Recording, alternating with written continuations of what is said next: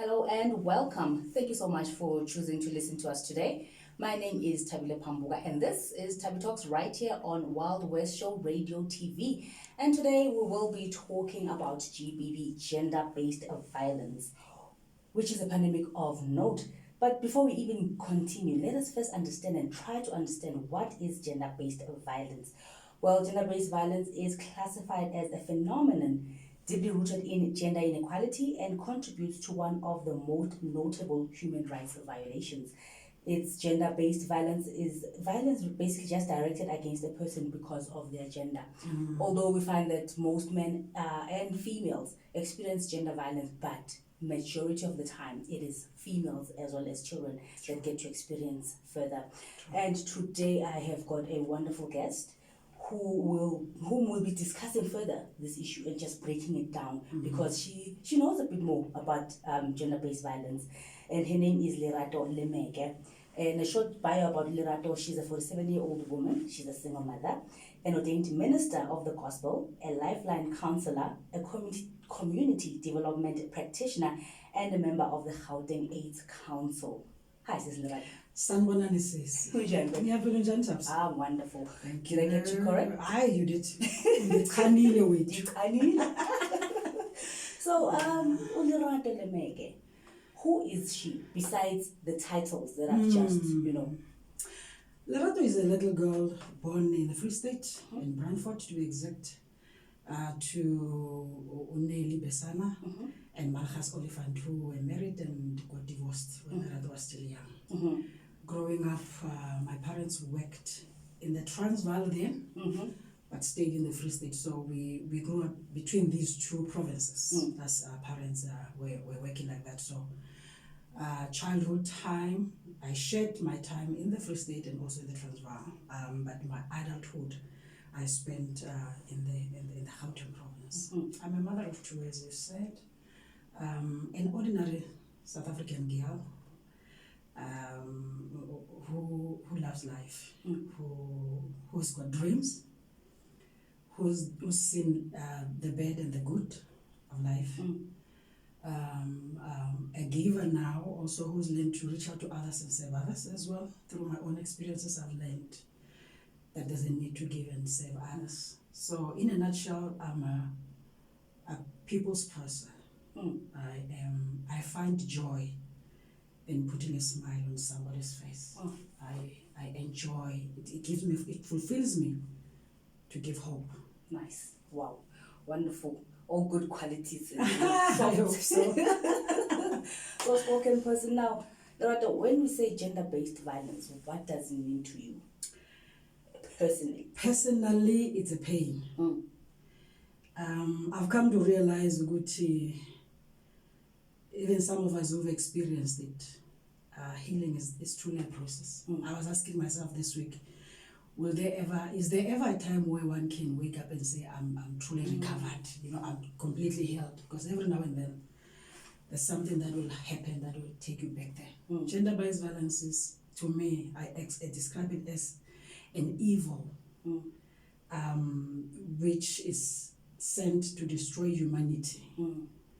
And it's ordained to destroy generations. Because if it happened to me, the chances are it never started with me, and it will never end with me. So that's how deep it is. For me, it's just this evil that is bad. Yeah.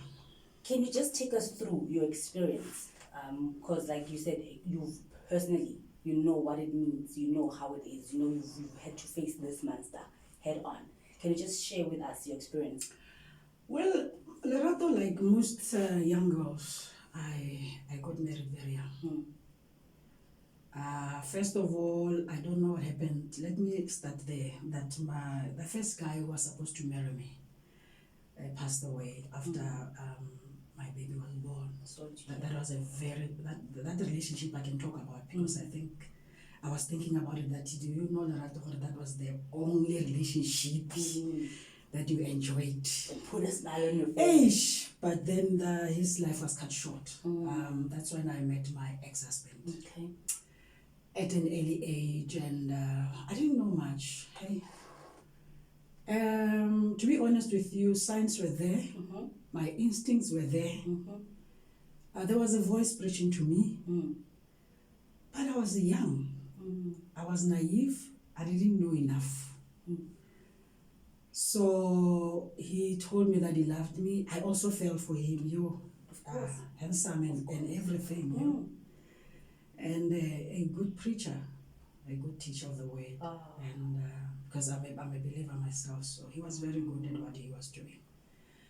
So we started the relationship quick. Then we were married. But he had never raised his hand on me before the marriage. Okay. He had never, done anything that I can physically prove to you that this is what he did, but he was very dominant. Okay. Like, he was the kind of person that I could never say no to. Sometimes I would just go with the flow to please him. But again, you're like, okay, he's a man of God. Yeah. So there is That's what no I'm saying way to you. that he can do wrong by me. You get what I'm saying to you? And at times, I would just say to myself, maybe you are just imagining things, or that. But also lack of not having anyone to talk to at that point in time and truly explain what I was going through was not a good thing for me.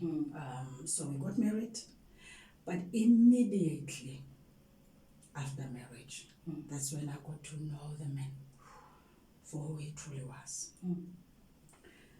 The beating, the hitting, the swearing, the words, and the emotional abuse started very early in my marriage.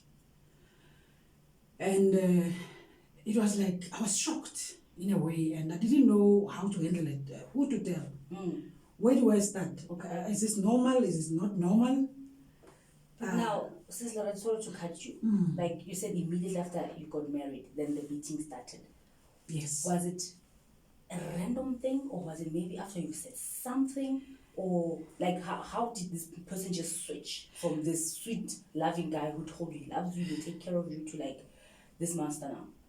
This was a different world for me now. He was like a time bomb. Okay. This man, he would never say no to him. Let me put it that way. Even he said, this color is pink. It's pink. It's pink. Whether even if it's red, it's no, you pink. Can't say it's red, so it's pink. Okay. So it would trigger him, and he would explode in a way that I wouldn't be able to explain to anyone. But he was, for me, he was forever angry. It's like if anything, I do anything like it trigger something that is already there, and he would explode. Sure. You know what? Get what I'm saying to you? I'm listening. Yeah. So it. Remember now, it's happening now. I didn't even enjoy honeymoon phase. All this is new to me, and I came into this marriage with everything that I have, thinking that I'm gonna build a home for myself, with hopes and all that, with my own understanding of what marriage is and what not and all that. So I would then hide. I would hide myself. How old were you? I got married at 20, so I was around 21. And how old was he? He's 8 years older than me. Okay. So was he a bit of a senior to you? So he was like 28. Oh, okay. You're still listening to Thabi Talks right here on the Wild West Show, and I'm with Lerato, and she's just breaking it down for us. Her story, her journey with gender-based violence. We all know that it's a pandemic of its own. We're dealing with COVID, but gender-based violence is on another level, and it's been happening. And while I'm just taking this break, I would just like to remind you there at home that if you would like to advertise with us right here on the Wild West Show RadioTV, you can do so by going to platform at wildwestshowradiotv.co.za. And if you'd like to just leave a message, perhaps you've also experienced similar experiences like Lerato, or you want to have a comment, you can catch us on our socials. We are on Facebook, it's Wild West Show Radio TV. We are on Twitter, we are on YouTube, we are on Instagram, we are just everywhere. So do not be shy and leave a message for us, and we'll be able to interact with you. We will even tag Sis Lerato, from the Facebook page, and also we can just interact with her. But Let us continue with our chat with Lerato Lemeke as she was explaining how it all started, when she was young and thinking she is building a home for herself, she is building a home for her child, after experiencing such a lovely love affair or love, with the first love that passed away. And now she's like, what, I've got this man of God, he's a bit older than me, he knows, he's wiser, and we're going to build a home together. And boom, things just changed. Eish. So, Sister Lerato, when he first struck you, like when he first hit you, yes, do you remember where it happened and how it happened? I can't remember the details, but I know where it happened, where we stayed. We were a young couple. We didn't have much. We were starting life afresh, and like most couples, we were hiring in somebody's place. And that's where we stayed, in that small room there. Yeah, I remember. I wasn't sure what went wrong because there was a lot of tension. Yes. Also the fear. And it hit me hard, Yeah. Gosh. I look back now, I wish I had said something then. Maybe I would have stopped it from continuing. But I'm picking up something, you were able to chuckle about it. So in a way, the healing from the first point, has happened. You're able to still, as much as when you're explaining right now, I can see in your face that you remember vividly. It's like it's there.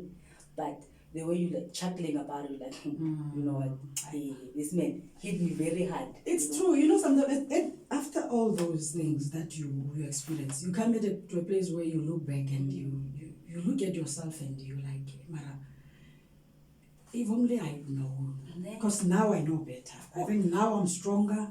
But you were 20. I was young. You were young, and I think most women fall into that trap.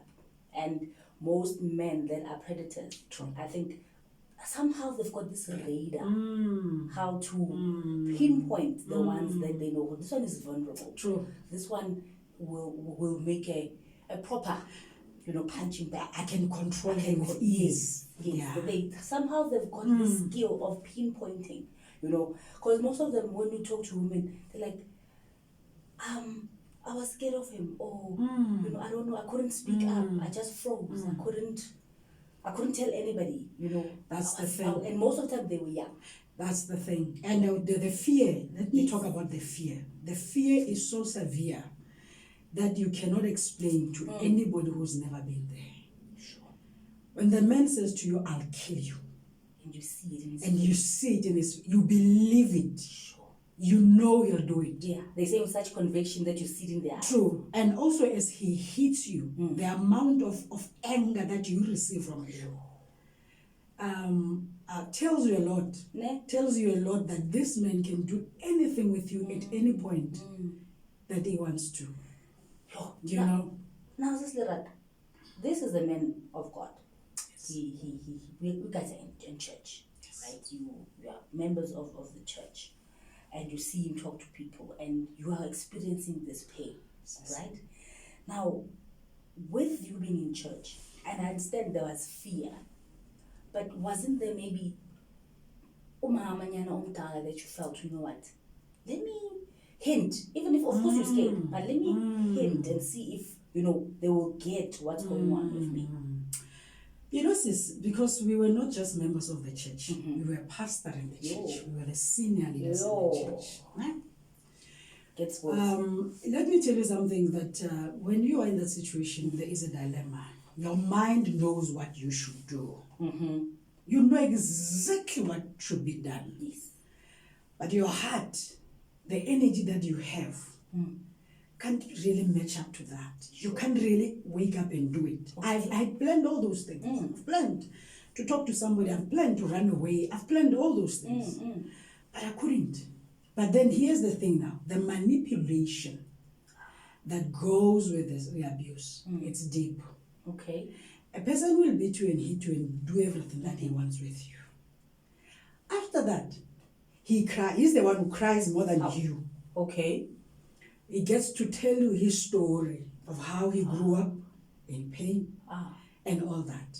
So So there's now manipulation. Now, you take your pain, you put it. Remember, women, we love with every bone in our And bodies. we are nurturers. That's who we are. Yes. This is my experience now. Okay. I'll take my pain and put it aside. Of course. And I'll focus on him. And comfort him. And comfort him. And understand why. And understand it. And support him. And blame myself when he says to me, but it's you, Mara. It's your fault. It's your fault. Mara, why do you make me do this? You made me do this because when you did 3, 4, 5, 6. And at that point in time, you believe every word. And you leave that point, though you are bruised, physically, emotionally, and otherwise. But there's that thing in you that says, next time. Behave appropriately. You need to change 3, you change 4, you change 1, you change 2. And maybe if you can change, be a better woman. Oh. This man will be better. Okay, what's working? You tell yourself those lies that maybe I don't pray enough. So for me it was more difficult because this is the man of God You are leader of the church. whom I adore as a leader. Yes. And I have seen God use this man. Yes. I know what he's capable of. Yes. Till this day I tell people, I've never met a person who teaches the word like that man. Gosh. Do you understand what I'm saying to you? So the other thing is now the salvation of these people, the faith of these people, their belief in God is centered around this man. This is their leader. Not only now do I now protect his reputation, but now I'm concerned about these people In church. especially these lives. These lives that are actually depending on this man. That if I tell these people the truth, what is it going to do to their faith? What's going to happen to them? How will he look like? How will he look at? With him, I would go to extremes to protect him. Oh. Do you understand what I'm saying? So now, Sister Lerato, you are experiencing physical abuse, mental abuse, emotional abuse, financial. So when you say financial, is it now? Is he cutting you off now when it's financial? Unfortunately, in my marriage, my man never worked. Okay, just worked at the church. He only worked at the church, and remember, building a church is not an easy thing. Yes. But then, I don't know whether it was foolishness or what. He actually controlled my salary. My cut was with him. Oh, okay. They used to laugh at me at work. They used to mock me and they would gossip about me. Today I am laughing about it. Of course. But it was painful back then because I didn't understand what is wrong with How his are you women. getting paid? It's your whole salary, give it to him. He had my card, my darling. Oh. I used to get paid on the 25th. Okay. And then he would call me and say, Bona, vandaag, I'm going to buy the groceries. Oh, okay. So at least he will consult with me and ask, do I buy those groceries? Do I buy the 5 liter of cooking oil? Do I buy the 2 liter, Okay. considering that there's still the other 2 liter? Yes. Do you get what I'm saying to you? But he controlled. He bought me cosmetics. Oh, He bought me everything with your money. with my money. Okay. He would even say to me, my darling, I'm at Woolworths now. I'm seeing these trousers are on sale for men. Oh, okay. I would say, you know what, man? Buy. Buy for yourself. Okay. And when do you buy? I never bought, unless he bought me. Yeah, I know. The controlling was deep by that time. Do you understand what I'm So saying? the to you? control was deep by that time. And I saw nothing wrong. I hated these women. Who are saying otherwise? When we went to work, we used common transport. Okay. One of the ladies usually jokes about it now. Yes. And he would tell other ladies around me, say, hey, this woman used to be something else. You won't believe. You won't believe. This clever that you are seeing talking too much today. Oh. This was a dumb woman. And as in next? So I would hear them talking about me behind. Oh, okay. In the car? In the car. Okay. I will never. Hey. But for me, I came into this relationship with an understanding that another person is so valuable. You respect each other, you love each other. Things of the world you will work together to accumulate. But there are things that money cannot buy. Yes. Those are the things that are more important, the love and the respect. So my thinking that time was, I want him to feel that this is as much his money as it is mine. Do you understand what I'm saying? So that was your thinking at that That was your my reasoning. thinking. That was my reasoning. Money is not that much. Money is not. It's not all that. Yes. You know, me and him, we Yeah, can building, build. yeah. Did you get what I'm saying to you? And but it hit me hard when now it was supposed to be his turn. When the church gave him that little, and sometimes he would have part-time jobs here and there. Okay. That he didn't return the favor. Yeah, but it is money. It is money. And that's how he's thinking. Sure. It is money, and you don't have a right to it. That's where it started hitting me. That now I do this, madam, now and now. Because when you start questioning now, to say, but It's a problem. Can we assist each other? And I'm scared of him. So now, where's your child through this? Yeah, that's my pain. Where's your child? We say he or she? She. My first born child. How old is she at the time as well? When we got married, I got married in 93. Okay. She was born in 1991. So about 2 years. So she's in the midst of it all. And at Thabi, I think that's my pain. That's where my pain is. You know, that little girl experienced all that. One of the mistakes we're making, and some are still making it today, thinking that children don't see these things. They do. Wow. And they feel. And they feel everything. Just that they cannot express themselves. And it's painful because it's not their fight. They're caught up in between. And there's so much confusion. Who do they ask? What's going on? Why is this happening? You see, the world is a new place to them. We are the ones ushering them to the world and teaching them life. It is only after my divorce when I heard this child talking. And she would say so much. She would relate stories that, Mama, do you remember that day? When you took me and you wanted to run away from Papa. And then after we got off the taxi, you were going to your brother's place. After you got off the taxi, Kanti Papa came with another taxi behind us. And then he found us there. And then he took me into his arm.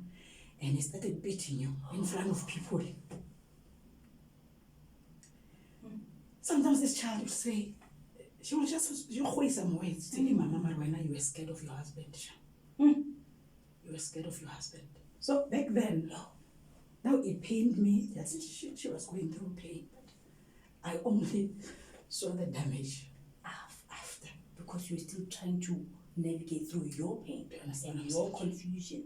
And you forgot to realize that the child is also there. If her is hurting, even if maybe it's even more than you, because she's trying to understand what's going on and is this even normal?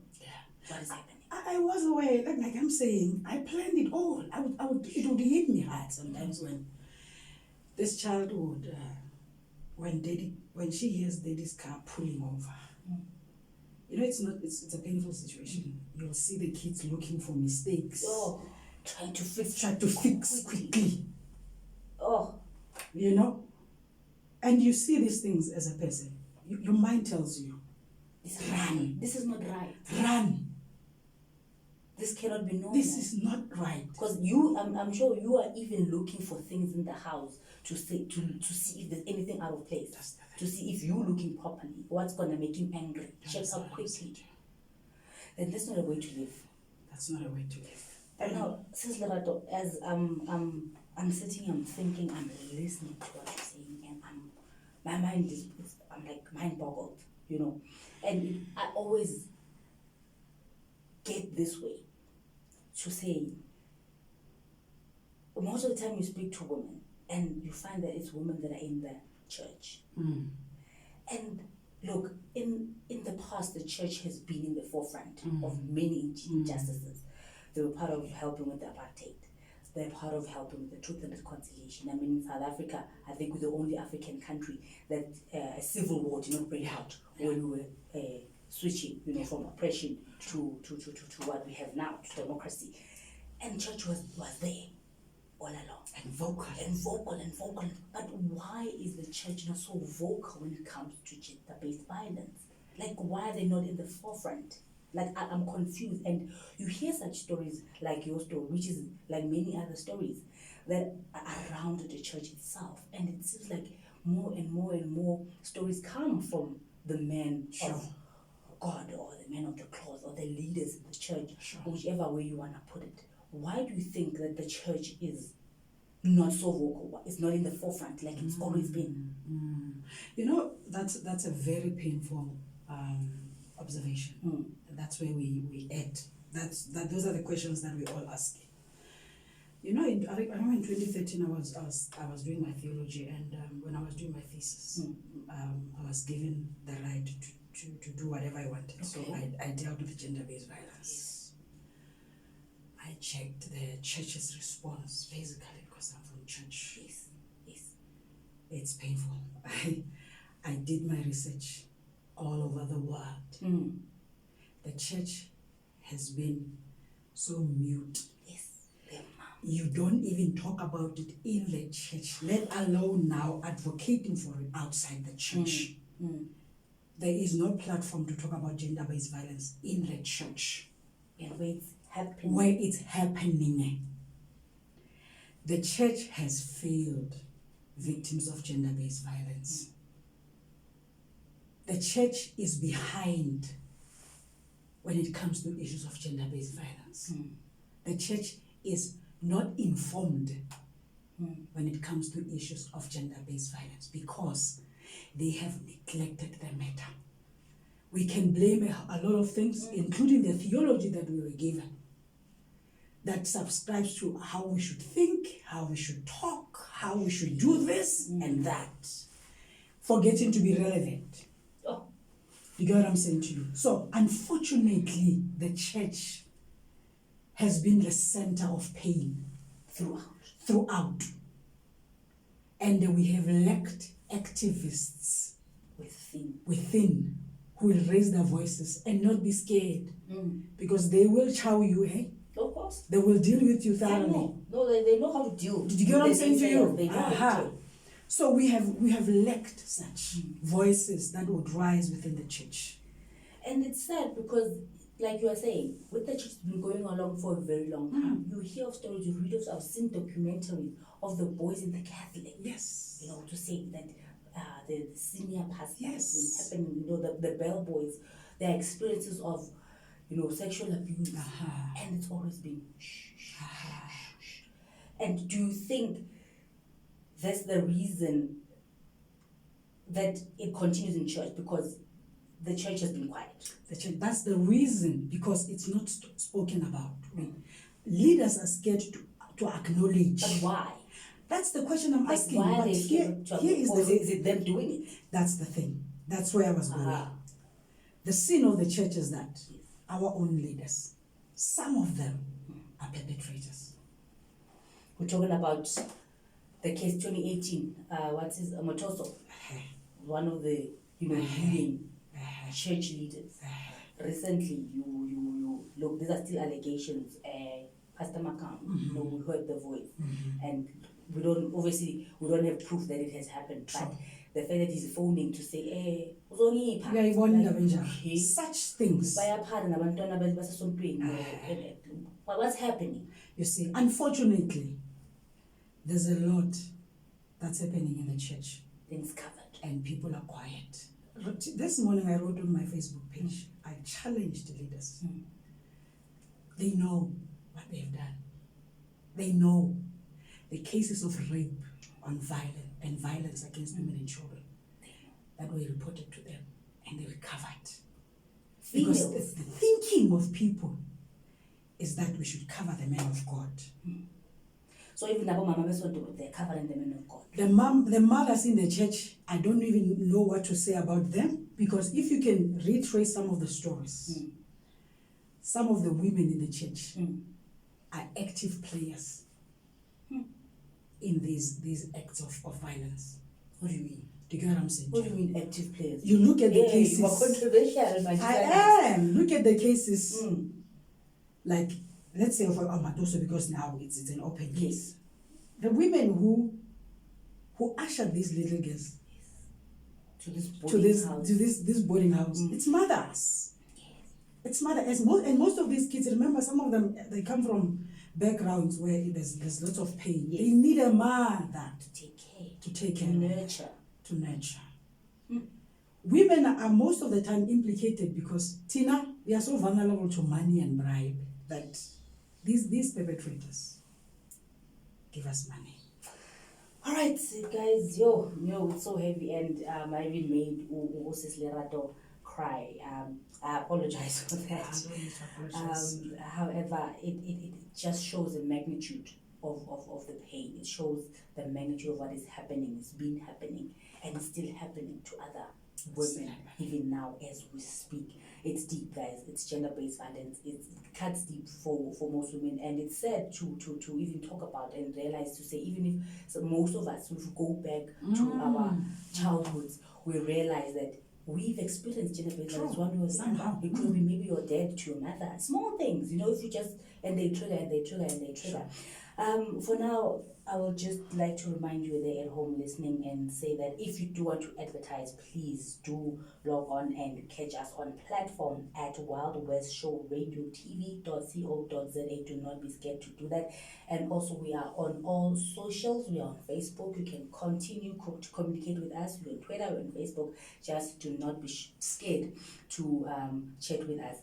This is the part one of the gender-based violence talk with host Lerato Limeke, apologies, and we will be continuing with part two of this interesting topic because it's deep. It is. It's hot. Yeah. It's heated. It is. And it needs to be discussed. I don't care who says what. It's big. It needs to be discussed. It's not something that we can just say, oh, well, Mzo team. We need to do something. And we will be continuing to discuss and see and say, and also see what we can do moving forward. Sure. I'm with Sister Lerato Limeko, and this is the Wild West Show Radio TV, Thabi Talks.